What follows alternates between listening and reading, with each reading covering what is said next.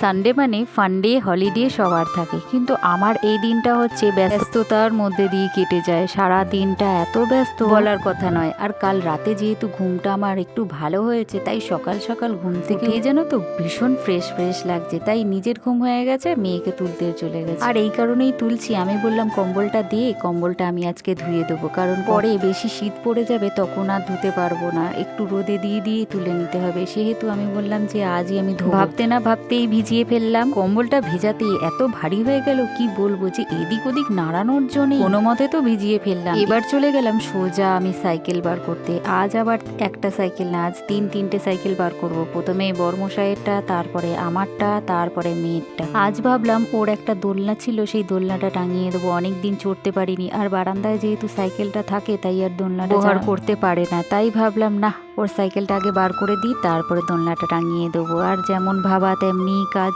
মানে আমাদের ঘরেতে যতগুলো মানুষ ততগুলো সাইকেল। দেখো আমরা 3জন মানুষ, তো 3জন সাইকেল, 3জন না 2.5 জন। যেহেতু আমরা বড় তাই আমাদের বড় বড় সাইকেল, ও ছোট তাই ও ছোট সাইকেল, তাই জন্যই বললাম 2.5 জন সাইকেল। আর এই নাও 2.5 জনকে দেখে নাও, এই দেখো বড়, মেজো, ছোট। চলো সাইকেলগুলো তো বার করে ফেললাম, এবার চলে যাই রান্না বসাতে, কারণ মেয়ে আজকে যখন উঠছে না, ভাবলাম আগে রান্না আগে চলে গেলাম। সোজা হাঁড়িটা বসিয়ে দিলাম, কিন্তু এদিকে আমার বাসনগুলো কালকের একটু বেসিনে রেখে দিয়েছিলাম, তাই বেসিনের বাসনগুলো নিয়ে সোজা বাথরুমে চলে গেলাম। এই দেখো এখানে আমার কম্বলটা ধোয়া হয়ে গেছে, আর এত ভারী তুলতে আর পাচ্ছি না। আমি কি করলাম, টুলটা নিয়ে গিয়ে টুলের ওপর রেখে দিলাম। আমার মা যেন পায়ে ব্যথার জন্য এইভাবেই কাজ করে। মাকে দেখতাম এইভাবে টুলের ওপরেই রাখতো, কারণ পায়ে ব্যথা করে, এত ভারী উঠাতে পারবে না, সেই জন্য কি করতো, টুলের ওপর রেখে দিত। জলটা ঝরে তারপরে বাইরে দড়িতে মিলে দিত।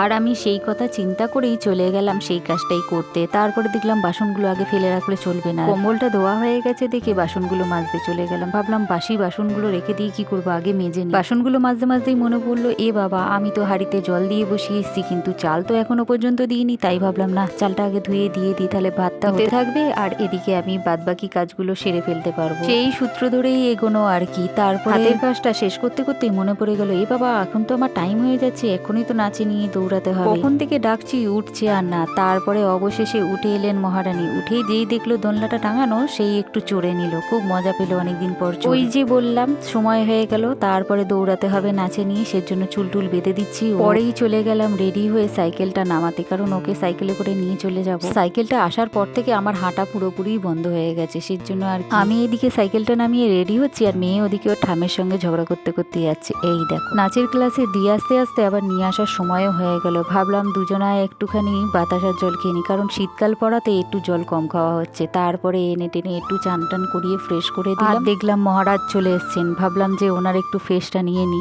যেই দেখলো ভিডিওটা আমার হাতে অন, সেহেতু আর মুখ ঘোরাচ্ছে না, মুখ একদম অন্যদিক করে রেখেছে। আমি বললাম না দাঁড়াও, তোমার আমি মুখ দেখিয়েই ছাড়বো, তুমি মুখ দেখাবে না তো দেখো। তো এই হলো আজকের আমার সারা দিনটা। তো পরের ব্লগ আবার কাল। ফোনের মতো টাটা।